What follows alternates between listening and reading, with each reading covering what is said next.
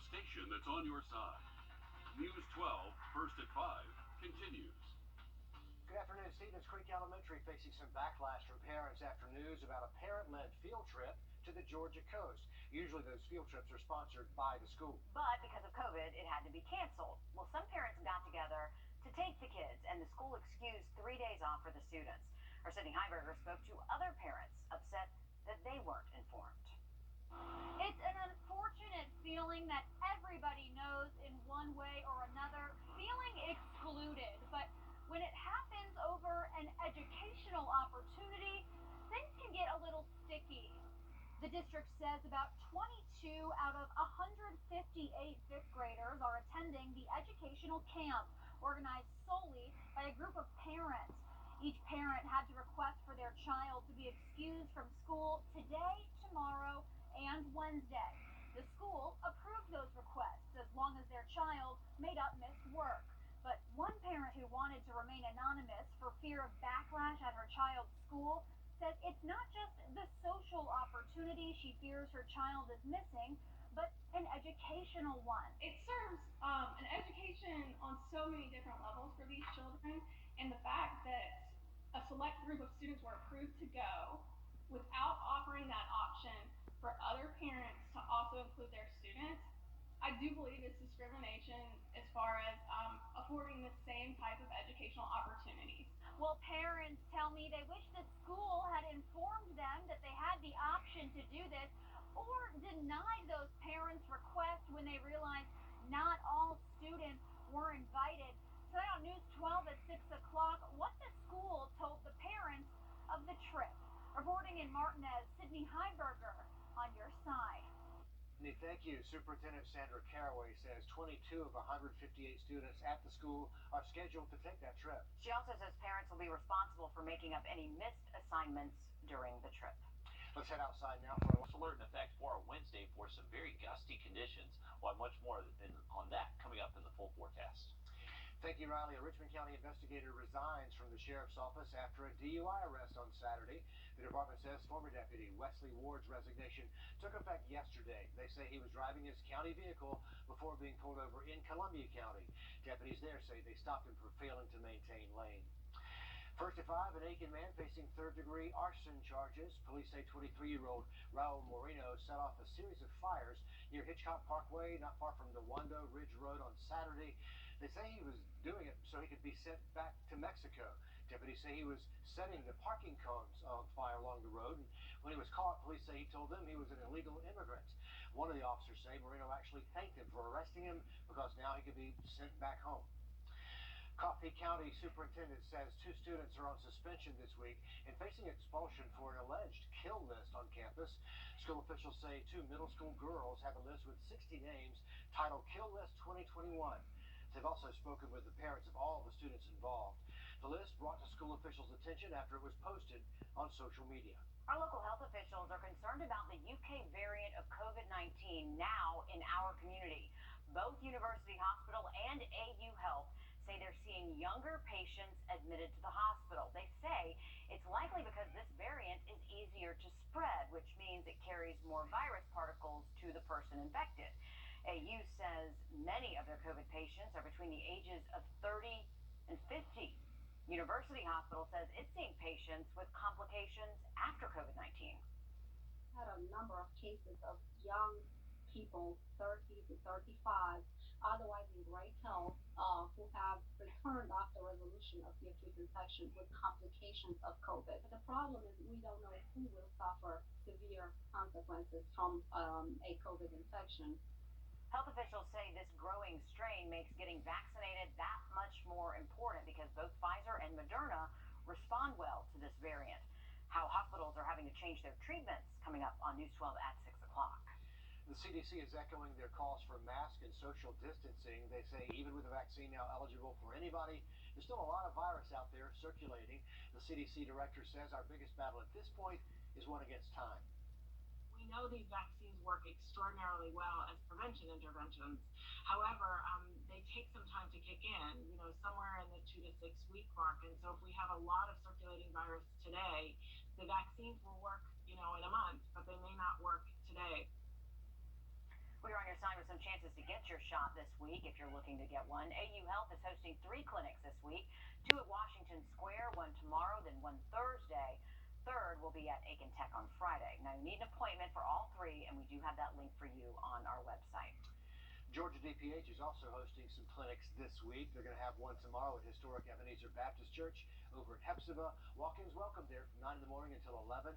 The next one coming up Wednesday at the Department of Children and Family Services on Louisville Road. Walk-ins can come in between 9:45 and 11:30.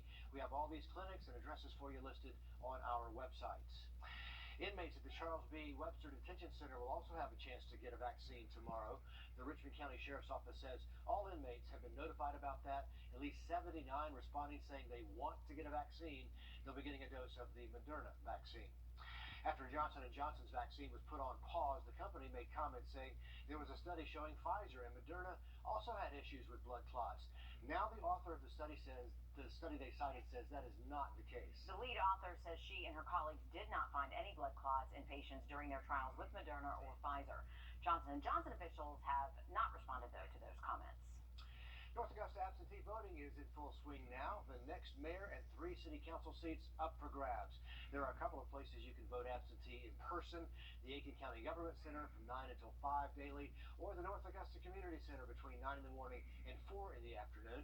We have all this posted on the website. Just head that way and search North Augusta, and they're going to be open until Thursday for that early voting. Vice President Kamala Harris in North Carolina, Wrdw app. More than 20 people injured at an Athens party after the floor collapsed there. Police say 500 people were packed into a house party late Friday night. Injuries ranging from cuts to a broken arm. Fire department officials say the partiers were lucky the situation wasn't much worse. They're going to inspect that building now and decide if they have to condemn the property. Gas prices in the 2-state look like they're finished rising for the moment. Right now, Georgians are paying an average of $2.70 a gallon, down 4 cents from a month ago. Still over $1 more than we paid this time last year. Nationally, people are paying about $2.85. Gas up in South Carolina, it'll cost you about $2.58 a gallon. That's a 6-cent drop from last year. Still more than 93 cents higher than this time last year. The cheapest price reported in South Carolina, about $2.09. The highest, up around $2.98 a gallon. Climate experts warn sea level rising will continue to have deadlier effects going into the future. They say since 1900, the world's oceans have risen 8 inches. Experts say severe flooding issues like the ones caused by Hurricane Sandy were considered a once-in-a-500-year event. Now they say storms like Sandy could start coming once every 25 years. Experts say we could see more hurricanes, too, because of the rising temperature of the ocean. The oceans are a huge heat store, and they absorb that energy coming in from the sun very efficiently. But of course, as with any storage heater, that energy is there, and it could come back and bite us. Oceanographers also say within the next 3 decades, we could start seeing massive flooding events once every 5 years. Well, a happy-go-lucky husband turns into a fierce protector when a rabid bobcat attacks. It's all caught on camera when we come back. First at 5. And we are looking mostly dry on Tuesday, but just can't pull out a few spotty showers. We'll take a look at that in a very windy Wednesday coming up. Hello, I'm Rich. Maybe you've seen the video. A man walks out of his front door right into the front yard. He's going to the car with his wife when things take a really dangerous turn. This video is wild. For this North Carolina couple, the husband was not going to let a rabid bobcat come between them. Ellie Cosgrove gives us the story behind this viral video. Good morning. It started out as a typical Friday morning.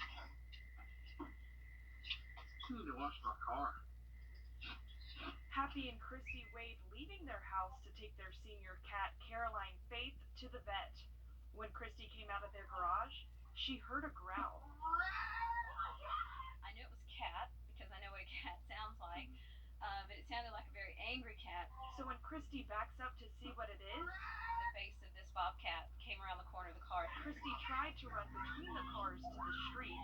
Bit my hand, and I kind of drug it with me, and it crawled up my back. Christy's husband, Happy, heard the screams and immediately knew something was hurting his wife. He came running around the car. I just remember seeing this face, and it was trying to bite her right there in the side of the neck. And so I shoved I shoved my arm in, and that's how I ended up with it like this. I'm holding this thing up, and at that point I say, oh my God, it's a bobcat. I really didn't know what it was. Happy says as soon as he saw it was a bobcat, he knew something had to be wrong with the animal. I knew that it had to have had something, and so I figured it was rabies. The cat bit Happy 3 times while he was holding it. And I could literally feel the tooth on my knuckle. So he tried to get it as far away from him and his wife as he could. I thought, I'll throw it this way, 2 options. One, it'll see an escape route, and it'll take off. Or it'll stop just a moment where I can get a good shot at it. The cat then comes back in the direction of the house instead of to the woods.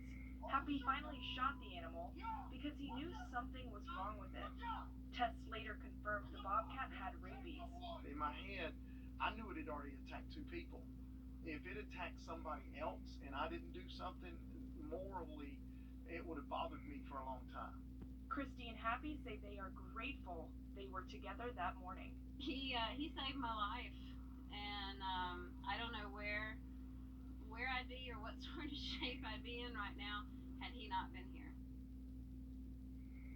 Just amazing video and an amazing reaction, and a rabid bobcat, a very dangerous thing for the kids down the street or anybody who could have been hurt. The whole thing is almost unbelievable, and what's even stranger about it is he seems like this nice guy, good morning, and then he turns into Savage Man and chucks this bobcat. Yes, as far as he can. I mean, like, just him, like, you know what, don't mess with your family. Man, I'm telling you, it flipped a switch in him, and he Yeah. knew what to do. But the bobcat did have rabies, so I'm sure they're both getting the shots and the treatment, and that's a painful process to go through. Oh, it is. Riley, that's insane. It's insane. And yeah, you definitely feel for the lady. I'm sure those Oh, yeah. rabies shots were not fun whatsoever. I think they have to go in your stomach. They do. There's like 7 of them, and then you got to go back a couple weeks later and get another round. I think if things haven't changed from when It's intense. I was a It kid. really is. Yeah. But close call. Liv just telling the story though, and incredible weather out there for us for over 40 years.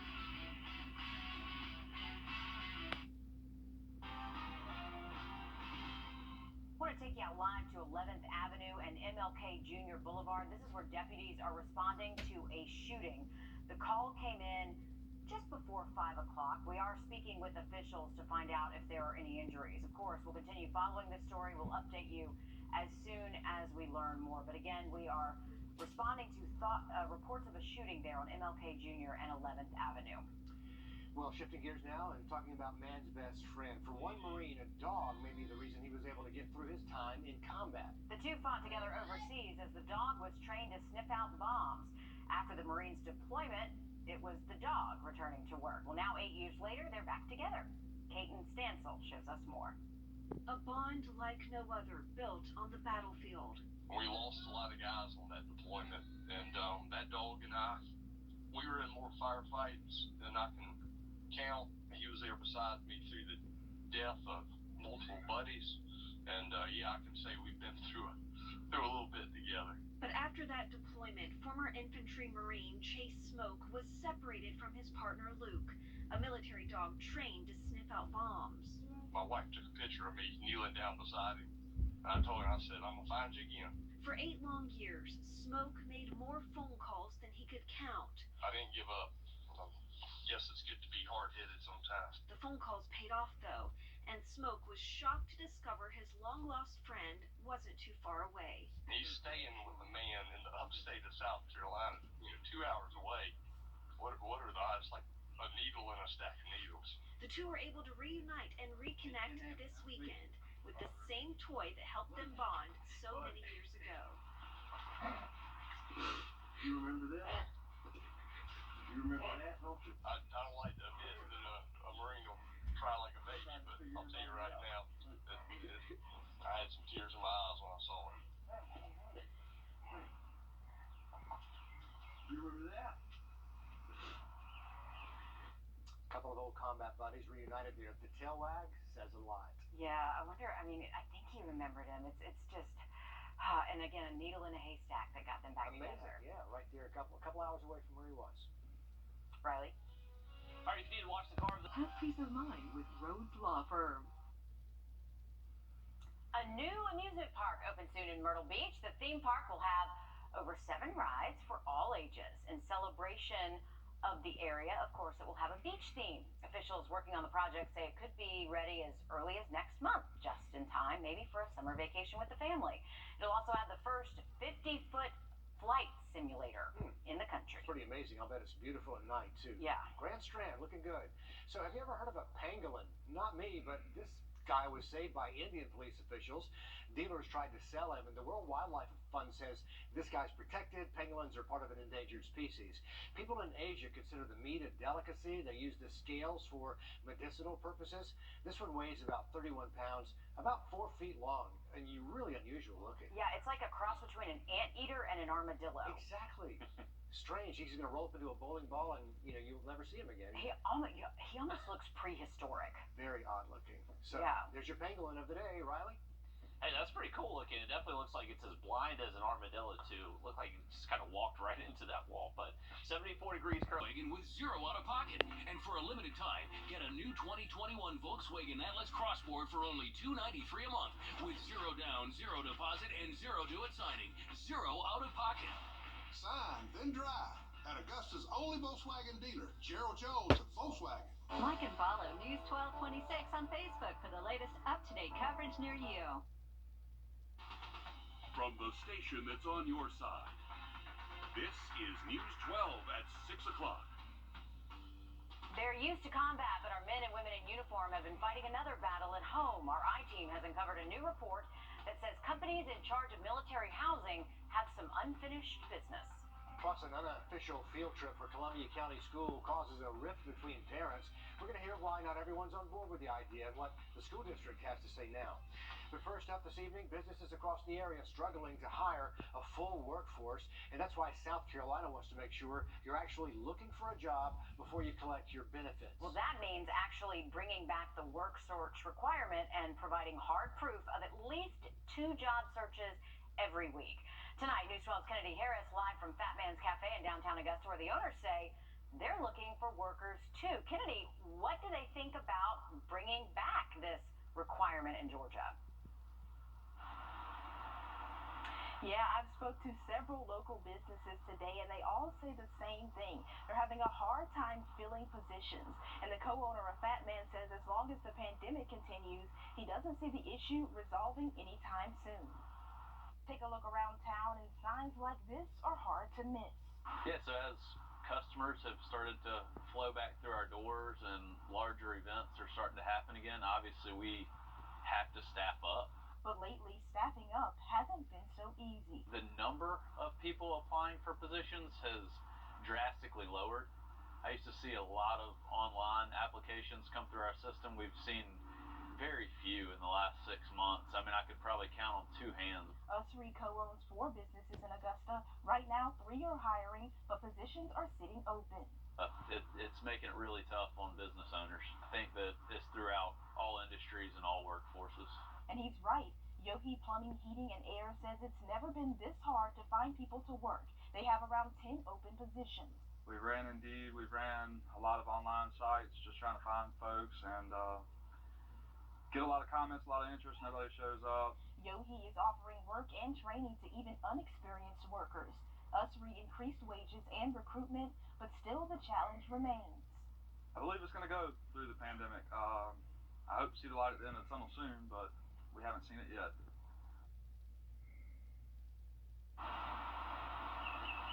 And Yogi says they've missed out on project opportunities because of staffing. Usry says they're still trying to find ways to motivate people to come back to work. I've seen the signs all over, especially on Washington Road, Kennedy. It looks like everyone is hiring. Thanks for the update. Much more news ahead after we have a live look outside our Grovetown camera. Very windy Wednesday in just a little bit. We're following breaking news out of Augusta for you, where Richmond County deputies are on the scene of a shooting. Taking a live look now, this is the intersection of 11th Avenue, Martin Luther King Jr. Boulevard. Details very limited. We're working to find out if anyone was hurt. But again, a possible shooting there in Augusta on 11th Avenue and MLK Boulevard.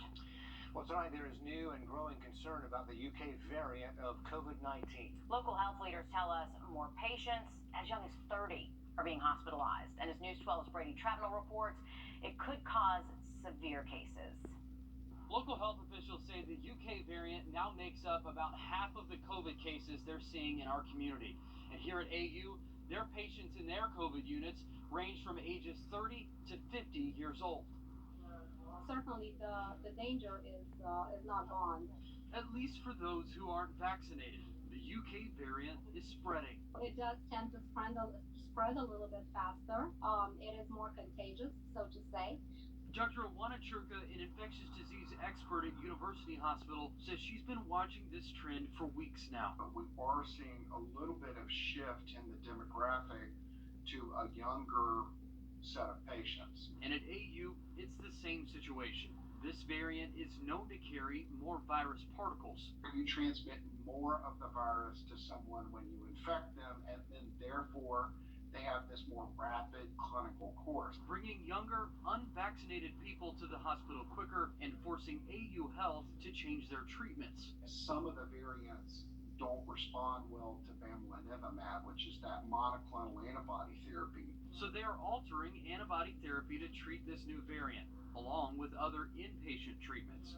And the only thing that will stop this variant from continuing to spread and creating other versions of the virus is vaccination. This is a great reminder of why those people need to get vaccinated. AU Health says its scientists are working to try and sequence these new variants and figure out ways to better take care of their patients and find new treatments. Reporting in Augusta, Brady Troutnell on your side. If you're looking to get vaccinated, there are several clinics going on tomorrow on both sides of the river. University Hospital will be set up at Tabernacle Baptist Church in Augusta. Georgia DPH has a clinic at the historic First Ebenezer Baptist Church in Hephzibah. And AU Health will be out at their Washington Road site. On the South Carolina side, you can get a shot at the Aiken, Barnwell, and Edgefield County Health Departments tomorrow. For a full roundup of clinics happening in our area this week, we've done the homework for you. Head to WRDW.com or the WRDW app. Well, its mission still not accomplished. When our I-team first exposed problems with military housing at Fort Gordon, it went straight to the top brass. Congress also promising change in the form of a law. But as our Meredith Anderson has uncovered, part of that law, they're not being followed. It has to do with the Tenant Bill of Rights. The Secretary of Defense signed it right before the pandemic. 1 year later, housing companies still haven't made good on a few of Congress's most basic demands. They faced combat, engaged in cyber warfare, but our men and women in uniform, it's awful, have also been fighting another battle, only this one is on the home front. That's horrible. Absolutely horrible. And their families, including their children, are on the front lines. After Fort Gordon families sounded the alarm, the I-team went to work uncovering hundreds of safety issues. Everything from electrical to mold and moisture complaints to gas issues to pest problems. In all, Fort Gordon has 8 neighborhoods on post, military housing that's technically not run by the military. Instead, as the I-team found, it's a private company in the UK. Balfour Beatty has a contract to handle housing at 50 other military installations across the country, and it has a powerful shield, a 50-year contract with the U.S. government. Still, just last month, Balfour Beatty found itself in the hot seat at a virtual congressional hearing. Balfour Beatty Communities takes the responsibility of serving those who serve our country very seriously. We found so far only 15 of the 18 requirements of the Tenant Bill of Rights are completed. Still missing? A standard lease utilized by all companies that manage military housing. A plan to handle disputes that's also universal for all companies. And 7 years worth of maintenance records. Reps from 2 other military housing companies were also there, but noticeably absent, the company in charge of housing at Fort Benning near Columbus, Georgia. Unfortunately, another partner, I don't want to call him a partner, but Clark Realty Capital has declined our invitation to join this hearing. Meanwhile, the I-team found these housing companies are also under fire from the Government Accountability Office. A recent report reminds lawmakers of lead-based paint and other hazards, such as mold and rodent infestations. It also notes housing companies have unreliable data, warning lawmakers of misleading results reported to Congress. Meanwhile, Georgia has 2 newly elected senators to fight for Georgia military families. Senator John Ossoff was the first to visit and tour Fort Gordon. My team inspected the housing on post today. They're going to prepare a report on what they saw. The I-Team sent Senator Ossoff links to our investigation prior to his visit. We asked to speak one-on-one about this, but his office declined. Reps suggested we bring it up in a public news conference. So we did. What can your office do to help? Because this is a very long-standing private-public partnership with this housing situation. Well, look, I'm here to serve the personnel and the military families who are living on the post. A few days later, at a confirmation hearing for Shalanda Young, President Joe Biden's pick for the #2 budget official, this happened. Will you commit to working with my office to ensure that federal resources necessary to ensure that housing on post at Fort Benning and Fort Gordon is safe for our military families? Senator Ossoff, you see me smiling because my partner with me was born at Fort Gordon in Augusta and grew up in Augusta. You absolutely have my commitment. A few weeks later, Senator Raphael Warnock took his first tour of Fort Gordon and sat down with me for this exclusive interview after. I look forward to coming back and doing an even deeper dive the next time. There's been some issues over the years. This isn't anything new where military housing has not been up to par on some installations, Fort Gordon being one of them. Did anyone say anything to you about many issues there or stuff that they're working on?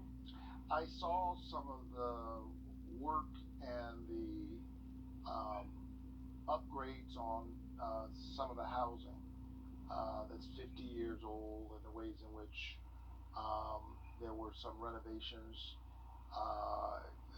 as opposed to building new facilities in some cases. Both Senator Ossoff and Senator Warnock tell the I-Team they'll be watching.